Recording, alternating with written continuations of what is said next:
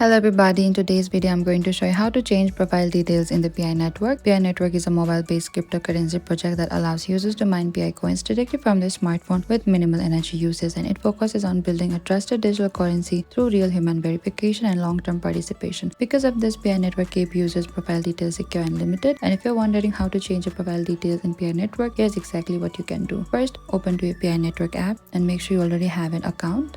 And if you do not have an app yet, you can go to the App Store or the Play Store and download it from there as well. And once you reach into this dashboard here, what you can do is select the three-line menu in the top left corner, and from the menu tap on the profile on the bottom just below the core team. Here you can view your profile information. Here you see your full name, username, phone number, Facebook connection, profile picture if you have, and your account status. Most of these details are locked to prevent fake or duplicate account. What profile details can you change is you simply select update on the top right. You can also edit your name, select edit if you want to, and after you're done, select save on the bottom. So that's how profile detail work in PI network. Thank you for watching this video. I hope I could help you. If you have any trouble or confusion, please comment down below and we will reach out to you very soon.